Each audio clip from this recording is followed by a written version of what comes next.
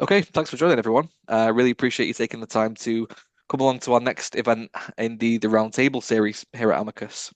Something we haven't done for a little while, but something I've always been really keen to keep going. So today we've got three of Denmark's top engineering leaders joining us for a conversation. And that conversation is going to be all about amplifying voices and what you can do as a leader to cultivate a speak up culture in your team. Um, so before we get into the event fully, I'll get everyone to do a quick introduction. So we've got Jacob, Sarah, and Sophie with us today. So, Jacob, I'll come to you first if that's okay for a quick 30-second intro into yourself and what you're doing currently. Sure. So I'm Jacob. I am director of software engineering in Kanda, a small company that is based in Aarhus, where we do virtual training for enterprise customers using VR and so on. I am currently managing a team of 16 engineers. Yeah, I've been in the company for almost 13 years. So that's Amazing. me. Thank you very much. And Sophie will come to you next. Yeah, hello, my name is Anne-Sofie Nielsen, and I live in Copenhagen, and I have spent the last 5 years working on the Peakon team. So that is an employee engagement solution that measures how people feel about different aspects of their lives at work, including how much they kind of feel like they're able to speak up about stuff. But we can talk about that. The four last years of those have been with Workday that I've actually just left now. So I'm trying to figure out my next adventure. Amazing. Thank you very much. And last but not least, Sarah. Hi, Sarah. I am currently an engineering team lead at Cardlay, who does expense management solutions. I've been an engineering leader for the last 6 years or so in various scale-ups, and I am really passionate about sort of all of making sure that people feel empowered to speak up. So I'm really happy to be part of this as well. Amazing. Thank you very much. Yeah, and again, I appreciate you all taking the time out of your days to join. Um, so we can kickstart the conversation straight away. Obviously, I've spoken to you all previously, and as you mentioned there, it's something, Sarah, that you're really passionate about. And Sophie, I know you've obviously got a double-sided experience in terms of that's what your previous platform that you worked on did as well. And Jacob, I know you've mentioned a few times how big it is for you. So I think the first thing I wanted to kind of clarify, so the reason I thought this was a really important topic to cover is because since I've worked in the Danish market, I've noticed just how different the work culture is to other areas that I've worked in before, in mainly in the UK and in other parts of Europe and a little bit in the US as well. And that's that a flat hierarchy seems to be a lot more common here. Even if it's not entirely flat, people seem a little bit more comfortable in speaking up. And obviously, we'll dig into the details of that. But I think the first question that I wanted to pose is why do you think that in Denmark that is so much more common than it is elsewhere? I mean, we can take the obvious answer, which is janteloven.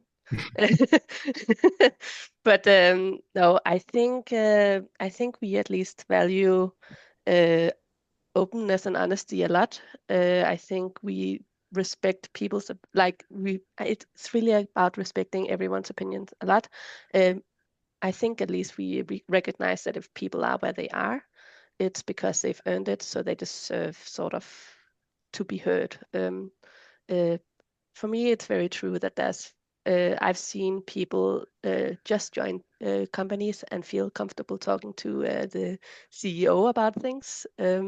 So I think it's very true that we have a relatively flat structure.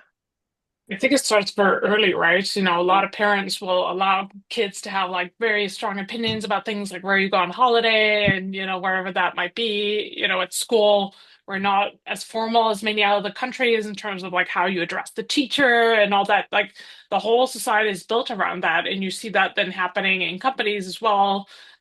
I do think also an aspect of it is like the Danish flex security model because like there are not the same catastrophic risks should someone decide that Jamie's actually speaking a bit too much, so I'm going to let him go because we have that strong social system in place where there are countries where it's like your health insurance or livelihood is like very much a danger if you do that, and that will make you more risk averse for sure. Yeah, and I think there's probably also something about the whole culture when it comes to politics. I don't feel that there's a lot of distance between politicians and you can say the citizens in Denmark, and I think that reflects into being approachable in companies and thus having this flat structure. We are also a small country, and I'm sure that also plays a part somehow. Yeah, I would definitely think so. And it's good to hear that it comes from the education system as well, which obviously isn't something that I'm, hugely versed in. But I think it's so important to, even when we come to other things like diversity and tech and things like that, I think the education system has got a lot to answer for. So it's good that that's, a good starting point for this kind of thing. And I'm sure you've all been in situations before where you've managed people who aren't Danish or haven't worked in a Danish work culture before. So as a leader, what are some of the things that you try to instill in your team to make sure that they feel comfortable having that kind of conversation where, you mentioned previously, like in other countries, it may not be as common.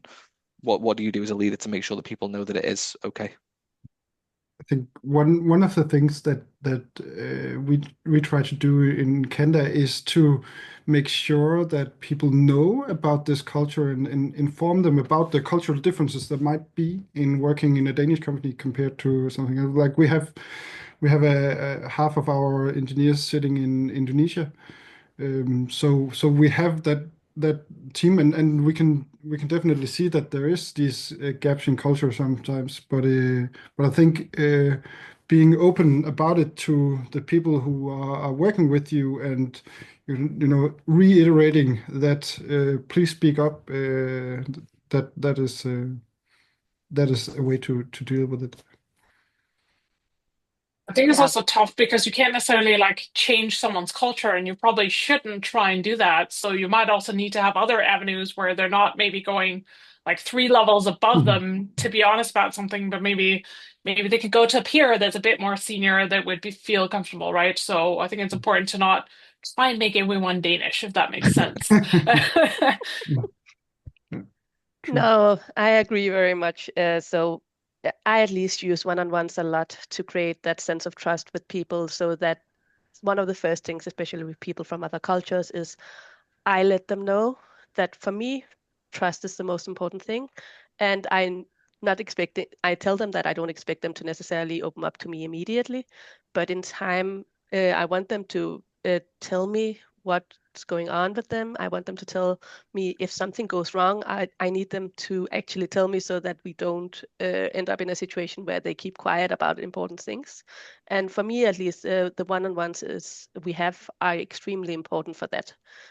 So for me, a lot of my leadership really goes on during one-on-ones and conversations directly with people, and I think that also makes a huge difference, because you get a bit closer and you are able to help people understand things on a deeper level that you might not do in the sort of broader communication. Mm. Yeah, and I think there's also something about leading by example, right? Mhm. So we usually have these town halls once a month, and I think asking the hard questions at these you can say company events also shows a culture where it's not dangerous to ask hard questions. Yeah, and also admitting your mistakes. I think that's even just as important. I think that's one of the things that maybe some other cultures don't do. At least in my experience, they are very hesitant to admit mistakes. But if you're able to see people in higher positions say, this went wrong, this is why, and this is how we're going to fix it and how we're going to change, that really also helps create a culture around that. Yeah, I think that's massive. I mean, that's one thing that I've always really tried to focus on when managing or leading is, like you said, being able to look back and say, look, guys, I got this wrong. This is the reason why I made that decision. This is what we're going to do to fix it, which is easier said than done, right? It's difficult to admit when you're wrong or when you've done something that didn't work out. But like you said, I think it's hugely important. Um, but one of the things that I was going to bring up then, I was just thinking about my recent trip to Copenhagen and going around different offices and speaking to people there. And again, one of the other big things, obviously, is that people on the whole tend to enjoy coming to the office quite a lot in Denmark, and there's obviously multiple reasons for that we can go into. Do you think that plays into people feeling more comfortable having these types of conversations than if they were working remotely most of the time? I think it takes more to like reach out on Slack or a Zoom call. I mean, if you're in a one-on-one video call, certainly that can help, but some of the more informal information about what's going on in someone's life, you just get that a little bit more easily waiting for the coffee machine or something else. Yeah, But you can try and do it virtually, right? One of the things I did, I kind of forgot to say in my intro, but I've been leading a pretty large team, 140 people. So it's also about like taking some of those folks and helping to showcase to everyone else in the team what we can be doing and how we can be sharing. So we did an event, for example, earlier this year about men's health and well-being, where some of our male workmates were like openly sharing challenges that they had been through. And I think that can help. And that was a virtual panel debate that we did. So you can certainly get a lot of this virtually as well. But I think it helps to like, okay, you can see people like you who are sharing stories about stuff that was difficult for them, and that makes it more okay to say I'm going through a stressful period, or there's something going on in my personal life or my health that's maybe affecting how I feel about work and everything else at the moment. Yeah, but I've never heard anything like that before. That's really interesting that people felt so comfortable. But again, that is testament to the culture that's been built, I guess. But like you say, it's obviously focused a lot on people say to me all the time that some of the most information they find out is when they're waiting for the coffee machine or when they're waiting to use the microwave at work, and they end up just having a conversation. So yeah, sorry, Jacob, were you going to jump in there?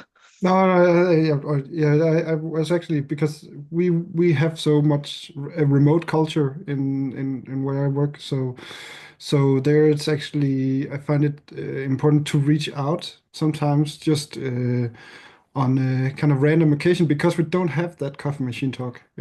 So I try to sometimes reach out just randomly to people and say, hey, how are things? Do you want to just have a call for 5-10 minutes just to hear how things are going? Not you can say it's not a formal one-on-one, but just a small chat. And sometimes it spins out to a 45-minute discussion about something. But yeah, I think when you don't have that physical presence, you need to substitute it somehow with a virtual one. Yeah, so I also want to add, like I've also had a few fully remote teams, because I used to work fully remotely for a company in Germany. And I definitely had some very, very close heart-to-heart with my teams as well. And they definitely also felt empowered to speak up. So I think you can absolutely do it without the coffee talks. But again, that's why, at least for me, one-on-ones are really important, and they don't have to be formal. Sometimes, at least for me, one-on-ones is also, if we don't have anything specific to talk about, I like to keep my one-on-ones every other week for an hour, where it's also just about talking about life. That's also a way to really help people feel open up. And then, of course, doing various team events so that everyone feels comfortable. So you can do a lot remotely, in my experience, at least, as well, to create that feeling of openness and just ability to speak up. Yeah, and I think it takes a lot of I guess the difference in that is obviously it's a much more conscious effort that you have to make. It doesn't happen naturally maybe as much. Yeah. But still obviously, really, really beneficial. And something else that, we're going to come on to maybe a little bit more later, but the kind of caveat to this is if you don't have that kind of environment where people feel comfortable speaking up. I don't know whether you've got any experiences personally or things that you can think of, but what do you feel would be the disadvantages if you have a culture where people don't feel safe? What are some of the things that you feel you would notice or maybe have noticed in the past with your teams? So I've definitely noticed when people don't feel comfortable speaking up, they won't. If something goes wrong, if you have a culture where where people don't feel comfortable speaking up, it'll build over time. So they will feel more and more let down and depressed. And then suddenly people will leave and you won't know why, because they don't feel comfortable enough speaking up about it. It can come from many things. It can both come from you specifically shutting things down, but it can also come from not listening and not doing, feeling like they don't feel like that's action taken. And that slowly builds. Um, and it can definitely be turned around, but it takes a lot more effort than if you try to instill it immediately. I've definitely seen people leave because they felt like they weren't heard and they couldn't speak up about things. So that's probably the biggest impact. There's of course also other things of things just not working. But for me, the biggest impact is when people leave without you knowing why. Yeah, and I think I have an example where at one point we had a team who it might you can say Hans, it might be us in the leadership team who were not good enough at listening, or it might be them not speaking good enough, or a combination of both. But essentially, we saw a team who isolated themselves more and more. From the rest of the organization, and it unfortunately led to some confrontations at some point. So I think it's also you also mentioned, Sarah, that listening is definitely something that we as people leaders have a big responsibility to do, because sometimes people say stuff very subtle, and sometimes in a normal day you don't catch that subtleness, and then suddenly it over time it builds up and it becomes a frustration, or you have a small group of people who you could say or talk together, and then they agree that this is wrong without being able to address it because it's going on in a corner. So Yeah, I think last year there was also a lot of chat around the concept of like quiet quitting. And, mm, you know, that's not people actually quitting, but staying, but being really disengaged. And I think if they feel like they're not being listened to and there's something that frustrates them, but it's not getting fixed and they can't talk about it, like you shut down a little bit emotionally and you give less of yourself to work and you get a more transactional relationship to work in your workplace. And you're probably going to work less hours, probably not going to be as flexible with things, and just like, yeah, I don't care. They don't care about me, so I don't care about them, right? That's not a good culture to get into. No, and I Well, imagine it's one that once you're in it, it's difficult to turn around as well. Sorry, Sarah. oh no, it was me interrupting. I think also that also it leads to a very important point. You also get less sharing of ideas. It's a different kind of lack of like, of course, we as leaders should listen, but if you have a team where some people don't feel comfortable speaking up, either because they've heard it before, like they feel like they don't get listened to by the other teammates, but also when you get new engineers in, um, you can definitely get in a situation where people don't share their ideas because they don't feel comfortable, or they don't feel like they have enough experience, or they don't feel as though um, um, they don't generally just don't feel comfortable speaking up, not just around this, but in general. Then you can also see you get far less ideas shared, and someone might have a solution to a problem, but they don't speak up about it because they don't feel comfortable. So that's also the whole idea sharing aspect that you can miss out on. Yeah, and I know that it's a huge concern for people at all of your levels. Is knowledge sharing anyway. It's especially in a smaller business or a smaller team. We've had so many conversations recently where they've had situations that they've got a real problem with someone who's been in the business for 7, 8 years and knows this one part of the platform better than anybody else, but it's their baby and they're not really comfortable sharing that information because that might make them less valuable, and it's a whole conundrum and it's difficult to kind of overcome. But I think something that was mentioned before as well about having I think Jacob, maybe you mentioned it, about sometimes getting the small groups of people then that all feel the same.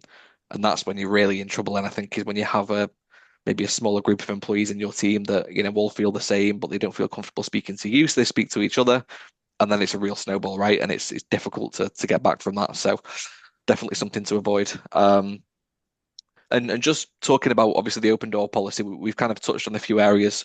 Talking about having those like coffee machine chats, but also, if you're not working in the same office as someone, making sure that you have kind of regular one-to-ones and calls with them. Is there any other kind of things that you've noticed that have really helped in creating an open door policy that we haven't already touched on? It's funny with open door policy, it's kind of an expression that comes from when we're all like in separate offices, and most offices don't work like that, right? You sit in an open plan office, and how do you go and approach someone? That's hard. I think when I had my first leadership job, I actually ended up moving into a separate office, which we had at the time. Not all workplaces have that now, but just because it was hard for people to like come and talk to me because we're all sitting together. So if you want us to come with a difficult topic, and I do think, as Sarah says now, like the one-to-one is probably the most realistic option today, because of how we've designed our workplaces. Yeah, especially in Denmark, there's so many like studio kind of offices, right? It's kind of the norm. Sorry, Jacob. Yeah, and I think as you also say, I feel that in these open office spaces, someone might not be comfortable with approaching you, and it might feel a little bit, oh, can we just go into another meeting room or whatever? That might be harder than when we had our separate offices, and you can say you walk in the door and close the door behind you, right? But I think the one-on-ones is definitely one of the way to approach people, because also, like I said before, with the more like official sessions, you also have a lot of people who are not comfortable speaking up, even though they have something on mind. Yeah. So yeah, what I'm saying is that one-on-ones is definitely a way to approach this if people are not approaching you. And I want to mention one thing that I don't think we've talked about, at least for me, is humor. I think at least that's something I've seen a lot in where I work. Humor is a really good way to make us feel more human, and it's always easier to approach people who are human with things that are tough. So I at least joke around with my teams a lot. In a good, hopefully a good way. You can, of course, also do humor in a bad way. So you should be careful, but testing out humor, figuring out the culture of your teams and matching that, so that they feel more comfortable with you being part of that and not just someone who's on top and untouchable, can also really help. It's interesting when you mention humor and culture, because it can also be very hard to like translate in a way that comes across with all cultures, and you can get it really, really wrong. So that is, yeah, it works well most of the time, but you got to be really careful. Absolutely. Yeah, and when it comes to online, I think for us, GIFs is very used as a humor tool because they are. I think they are, as you say, that they are more easily translatable to different cultures because they are so universal memes. Mm. Exactly, yeah. And especially with like, everyone being on Slack or one of the competitors now, it's, even in the same offices, it's good to have that connection. So another couple of things, obviously, we could be here for hours. There's so much to talk about. I think one thing that I'm conscious of is obviously this conversation so far has all been very kind of positive, and what the benefits are of having this environment where people can speak up and it's very trust driven. What about when that doesn't work? What about when you kind of have that environment where you feel like you trust your team and you kind of, not kind of let them, do what they want, but at the same time you trust them to get on with their work, and then you have performance issues. How do you go about addressing that without micromanaging? I Sorry, I know think that's the a very first loaded part is question. about, yeah, the first part is about being honest and being very specific with examples, not just saying like, you're doing a bad job, Jamie, but like, in this meeting, I saw you doing X and this was kind of the effect. So, giving people very concrete feedback makes it feel less like I'm just judging you overall, but more about like I'm giving you this specific feedback about this specific example that I saw or heard or whatever that might be to help you grow. So there's a lot to like how you give that feedback for sure. Yeah, I agree, and so some feedback is independent of speak up culture, right? I think, but a good feedback culture definitely helps to facilitate this, and it is important that when you do give feedback, that you also come up with a solution, right? Instead of asking, okay, you did this bad, or you did something wrong here, and don't just give feedback that is okay, this is wrong, but you need to let people know what is actually the solution or the approach so that they can come up with the right solution. Um, but yeah, that is not, again, that is not necessarily tied to a speak up culture. That might be to any type of culture.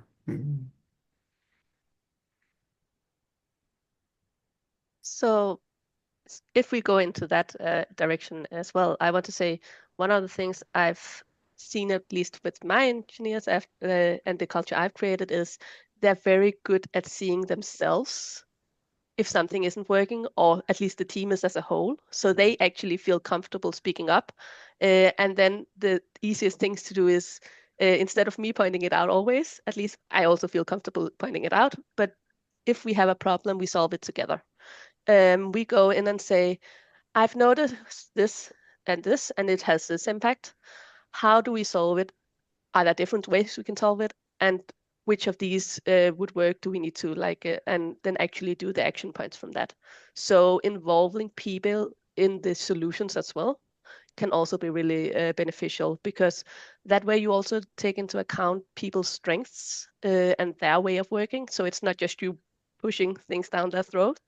They actually get a say in that, and in the same way helps them learn how to solve these problems on their own. Um, so with Anne-Sophie's first thing about creating clarity and being very clear about things, and then letting them solve things on their own is actually, in my experience, the best way to handle these things. Yeah, because I guess then as well, you're giving almost like, you're doing kind of a presentation of, look, this is how we do things. Everyone's involved. This isn't me telling you what to do. This is us working on something together.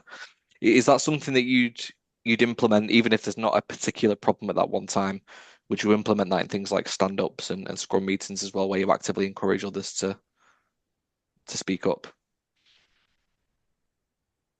Yes, I mean, you should always encourage it for everything you do. It's better to do it before there's problems, actually, a lot of the time, because, or at least when the problems are small, because then you avoid it becoming something where you will face a lot of resistance down the line. If you catch things early and if you give feedback early, it's a lot easier to sort of course correct instead of waiting until it's everything is blowing up On and fire. there's a lot Yeah. of emotions involved. Definitely. And I think we also need to remember that the teams that people are part of is just as important, that because we as people, leaders or managers or whatever you want to call it, we can't see everything that goes on every time. So the culture within the team is very important, and to help foster a open culture in the teams. And that's why you can say the composition of people is important, because you will have people who are more a drivers of a certain culture, and to the degree possible, you want some of these people in each of the production teams, so that they can help grow that culture. And sometimes you also have um, specific people that you talk to about, okay, we would actually like to drive this culture in this team. And then it's the team itself that drives the culture, rather than someone from the outside. I think let's be real, also like the culture and the attitude that you bring to work is often what gets people promoted, for example, is not just their like technical skills, that means they are able to progress and become senior engineers or tech leads or something else. It's also because they are displaying, behaviors that we as leaders like and want more of, So I think that is part of the way that we show as leaders, this is what we want more of, right? And hopefully we can get some of those people on all the teams to spread the good vibes. Yeah, that's kind of leads me nicely onto my next point. To be fair, it's that another thing I wanted to discuss and I mentioned previously was like unconscious bias, and obviously there'll be scenarios where we've mentioned it, if people are from different cultures or backgrounds and they haven't really experienced this type of working environment before, where it's very trust driven and people are actively encouraged to speak up no matter their position or where they fit into the team. Um, do you feel it's ever okay to have people that don't do that just because they might not feel comfortable, or there might be, other background reasons for it? Or is it something that needs to happen to have a fully functioning team? We need to accept that people are different and they come, some might be more introverted, some may come from cultures where it's not okay to speak up, especially against someone who might be above you in the hierarchy. I think we can do as much as we can as leaders to open questions and invite people to give feedback on things, or make it easier for people to ask for what they want. Like, as one example, if you have maybe a Muslim employee and there's the Ramadan coming up, ask them what accommodations they need, instead of putting all the onus on them to come and say, oh, it would be great for me if you could give me some more flexible working hours during this time. If you're asking, how can we help you? You're inviting that person to ask for what they need. So I think we have a huge responsibility as leaders to open up that conversation, even if it may be a little bit uncomfortable, because we can make it more comfortable for people at least. Yeah, I really like that. And again, that comes down to, I can't remember who mentioned it before, but I think it was Sarah who mentioned having those kinds of conversations where even if it's a one-to-one, there's not that much to talk about. It's just talking about life. And that's when you figure out all those things, right? And you start opening those doors and those conversations where you realize that, maybe someone's performance has changed and there's a reason, for things at home or outside of work. And that's, I guess, I mean, it's a lot to manage. Obviously you're obviously conscious that you're, not qualified in a lot of places to, if it's something health related or things like that, obviously you're maybe just an ear for that person, or someone who could listen to them. But obviously there's not that much advice that you can offer. But again, it's like you say, those open questions and making sure that people feel comfortable having that type of conversation with someone who may be their boss. So sorry, Jacob, I think I jumped in front of you there. Oh, no. Oh, good. Don't worry. I think, to be honest, we've covered kind of the main core points that I wanted to go through today. But as I said before, I know this is a huge topic, and it's a bit of a goldmine in terms of things we can talk about. So is there anything else that people wanted to discuss, or other areas that you feel we haven't covered that we should bring up? I think maybe one thing, so at least one of the interesting dynamics I sometimes see in my team that can keep people from speaking up is if there are some people who are very opinionated about things and other people who are more sort of a little bit more drawn back. And I think that's a really interesting dynamic, because it's usually a mix of someone needing to feel comfortable speaking up more, and some people who maybe need to step a little bit back at times and let other people speak. And one of the things I found is extremely, I'm also going to sort of open it up for other people's experiences with it, but one of the things I at least found really, really beneficial in those situations is to get people to use empathy to understand other people's situations, and really having those coaching sessions where you make them sort of, if people have very strong opinions and they're different as well, to really get them to take a step back and say, but okay, you might have very strong opinions about this, but someone else might have other opinions. Why do they have that? Why do you think they have these different opinions? And how do you make sure that you hear those instead of just sort of standing on your own corner? So having some sessions with them where you really ask a lot of questions about trying to get them to understand the other side, and trying to get them to understand that how important it is to also have people who are a bit more quiet, have a sort of say. for me at least, is really important as well. I'm sure there's also other ways. I know we're talking about speaking up, but that also includes sometimes not speaking as much. Speaking down. Yeah. Yeah. I think it without having personally tried it, it sounds a little bit like couples therapy, right? You have to acknowledge and understand the other side of the table in order to come to some form of alignment or at least an understanding. Yeah, it's a good point.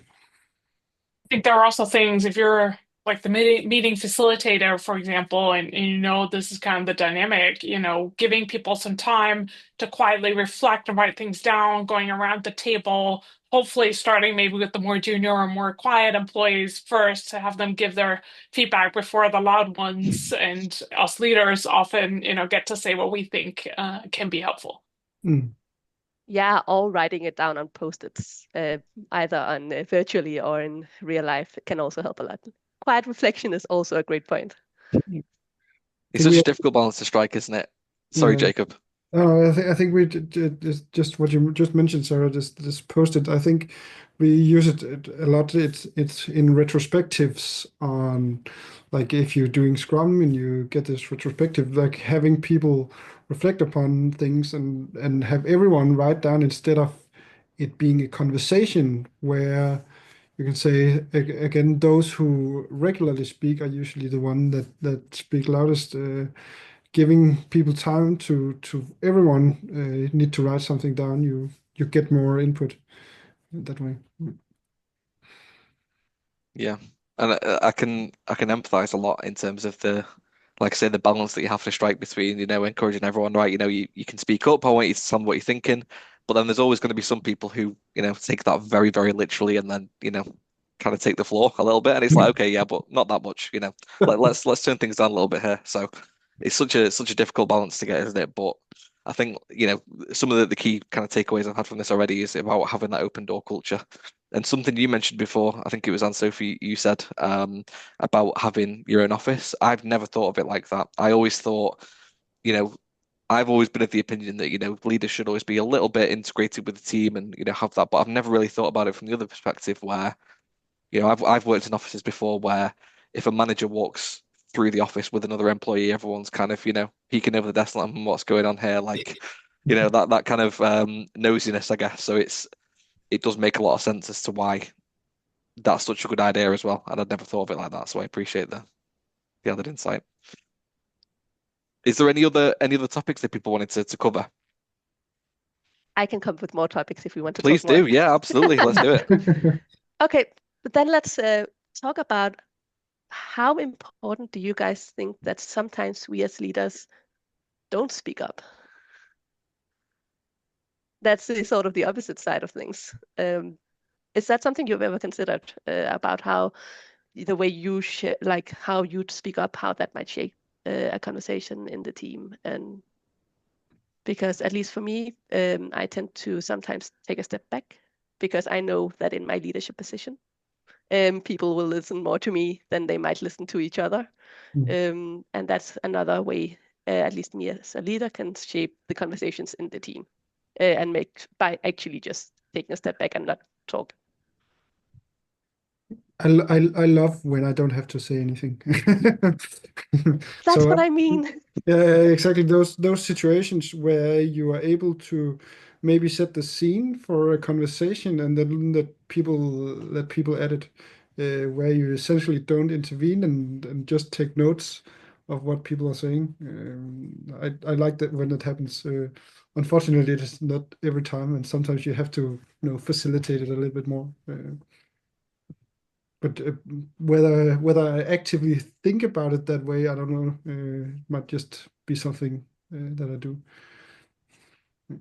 I And guess. sometimes we talk a little bit about the concept of like hippo, the highest paid person's opinion, right? And that could dominate in the room. And a lot of times it can be you as a leader being that person. So I think there's definitely a lot to be said for not being the first to speak and say your opinion on things. I think it can be absolutely valid to then come with your point, but in most cases, I've found it's best to not be the first person to kind of prime the conversation, but hear what people have to say. That doesn't mean you have to be passive and not engaging, but you have to realize that, with the power you have of your position and the influence you have to be a bit conscious of like when you're injecting that and when you're not.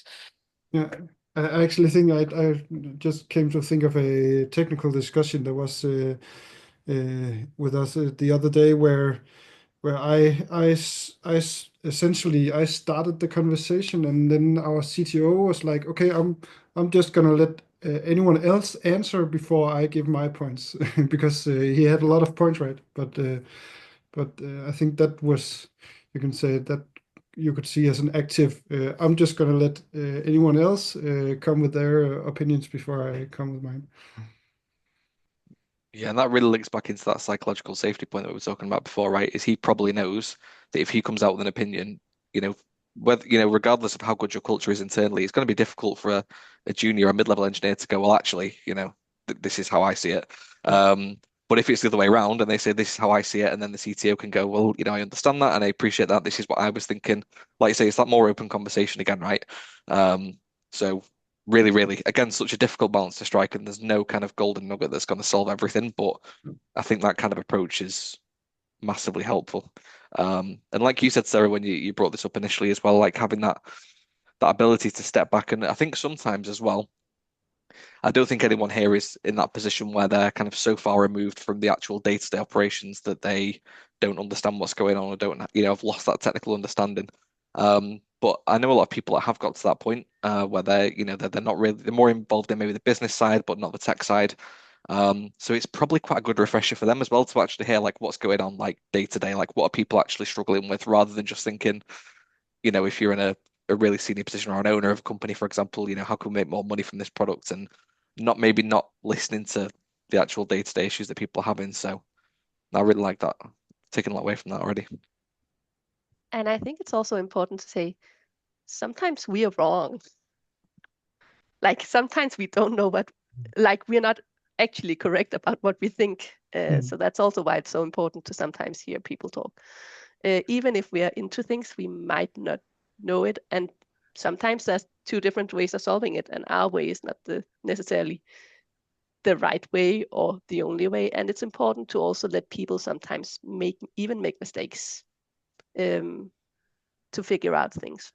Yeah, and I think sometimes we have a tendency to, sometimes we want to change something and we don't know whether it's for the better. So we often, we kind of mark it as an experiment. So this is, okay, we think this is a good idea. We don't know, but we're gonna launch it anyway. And then let's evaluate and see what happens down the line.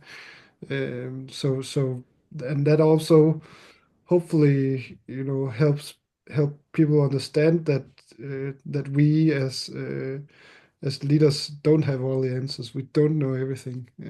We are also, sometimes fumbling in the blind, or at least try to make decisions based on very limited knowledge.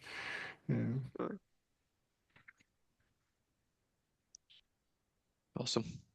I think, like I said, we've covered, I mean, a lot of points already, and I am very conscious of time. But is there any kind of final points that people wanted to bring up before we get wrapped up for the evening? All good? Okay, amazing. Well, I really appreciate everyone coming along. Like I say, it's been a really, really interesting conversation for me, and I have nowhere near the level of technical understanding that you guys do. So I do massively appreciate you all coming along, and hope you've all taken something from it as well.